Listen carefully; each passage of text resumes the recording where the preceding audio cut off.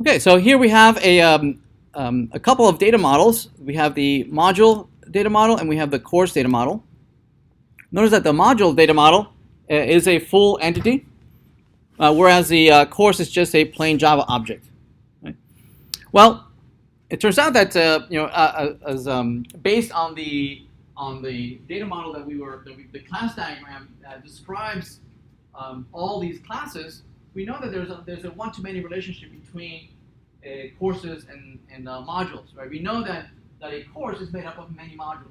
Right? A course might have a module for week 1, module for week 2, might have a module where we cover relational databases, non-relational databases, and these are multiple modules, teaching modules, right, make up an entire course. Yes? So we would like to be able to establish this relationship between a course having many modules. And typically the way we would cover that, we would implement that is by, from the point of view of Java, the way you would implement that is by providing or implementing it as a course having many modules. Right? So you would have something like a list of module, and you would have these modules. Okay, that's the way you would model it using the Java language, right? And perhaps you would have the setters and getters for this too. You say generate and the setters and getters for list module. Okay, that's how you would model that in Java. It is the parent who has references or pointers, right? Either as an array, a collection, a map, or whatever, right? That maps down to the children. Right? The parent course contains or has many modules. But we know that in relational databases, actually the way you model the relationship of one-to-many, it is not the parent who has references to the children. It is indeed the other way around. It is the children having foreign keys back to the parent. So now we have this discrepancy of how these two model the same piece of information. Right? So the more natural way from the relational point of view of modeling this, it would be that you would instead have modules somehow referencing the parent, right? This is how you would model it from the point of view of the relational database. It is the children that have a reference to the parent. See that? Right? And you would have maybe the setters and getters here.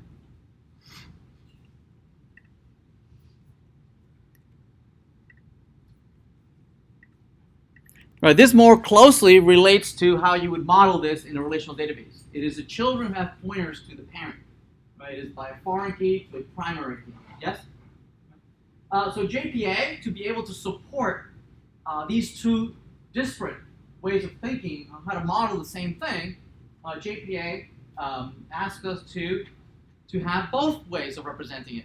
Right? You'll have in the parent, you'll have collections of the children, and the children will have references back to the parent. So the only reason we have here a pointer of the child back to the parent is only because of the need for knowing that this eventually will become a table, right? And there will be some kind of foreign key that a field of this points back to some parent primary key. Yes? So let's go further and implement this. Right? So to implement this fully, we would have to create a table for the course and the primary key for the course. Let's open up the database and see where we are so far there. So let's open up MySQL Workbench, connect, and see what we have here. In tables, we do have courses.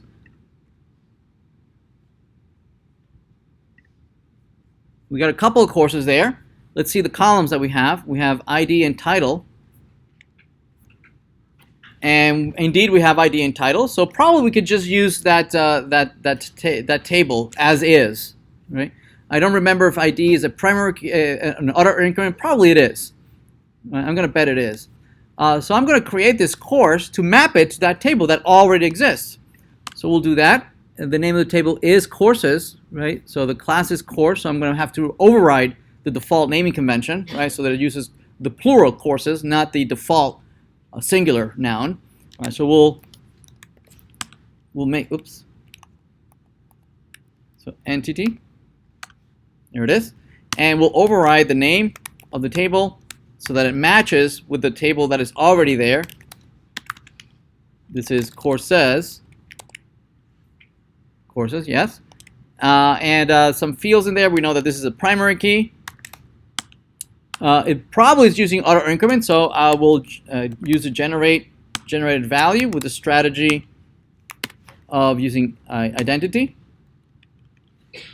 Okay. All right. That's the somewhat of the minimum work that we need to do.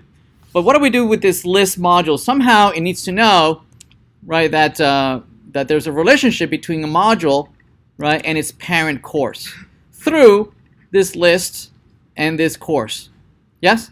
Somehow we need to tell it, hey, that this course has to become a foreign key, right, that references the parent key of this parent ID.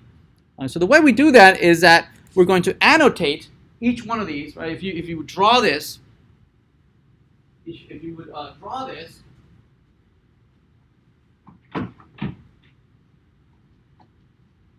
in a class diagram, you would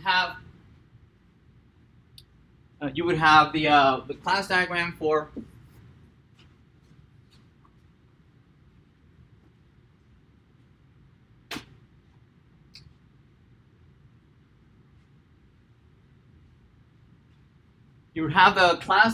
here for the course and the class diagram for the module. And here you would have an array of modules, so an array, right? And here you would have a course. And that course presumably would be a foreign key.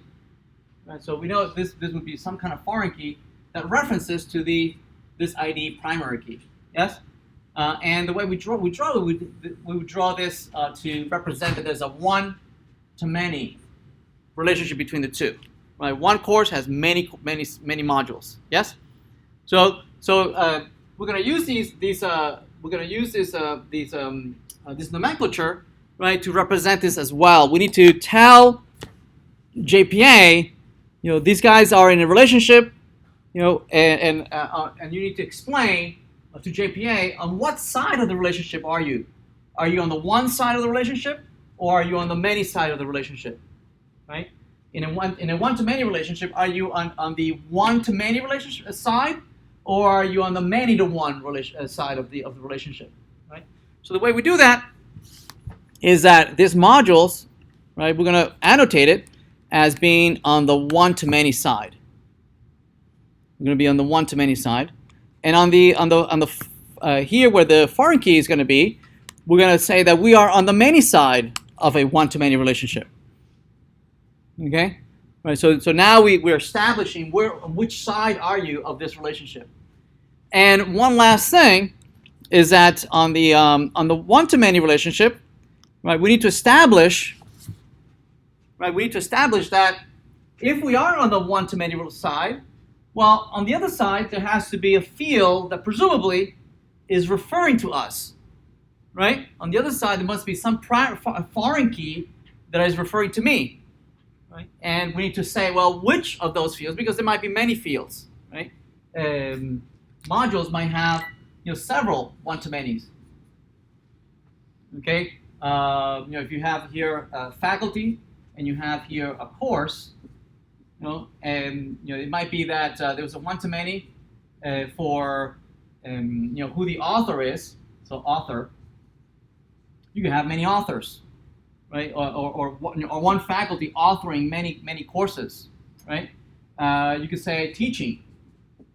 One faculty could be teaching many courses, maybe not the same courses, yes, but you can have many foreign keys as implementing several one-to-many relationships, not necessarily with the same faculty, yes, right? Because the author might have three faculty who are the authors, but is being taught by 5 other faculty.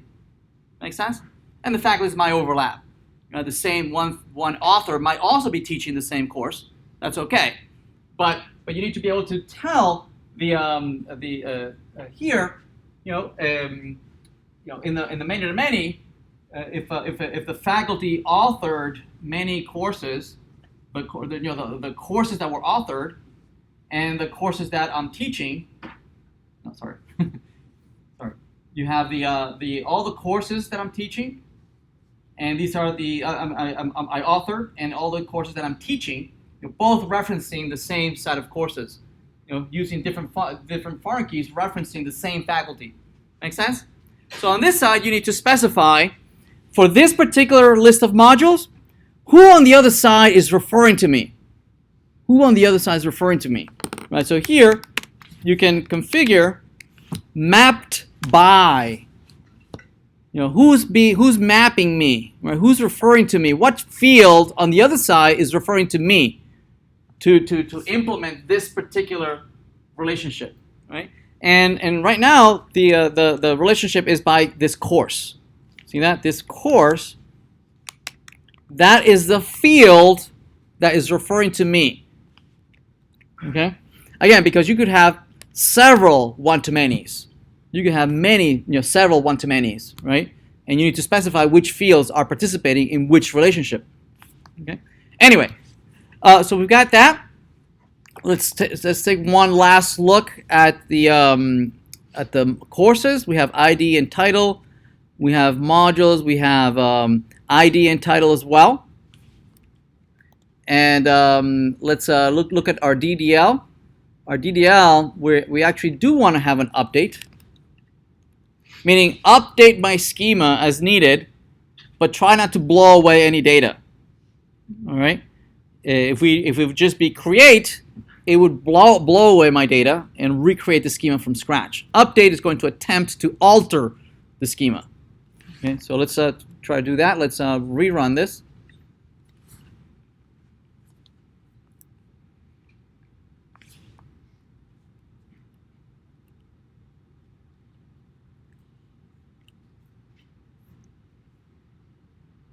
Okay, notice the alter here. See that? There's an alter that it's using to alter the course, the modules.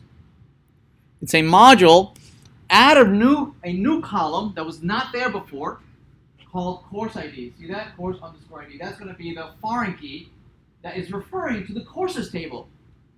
See that? Right? And adds a constraint so that I can add a foreign key. So that now we are implementing the one-to-many by the many side having a foreign key pointing to the one side. Right?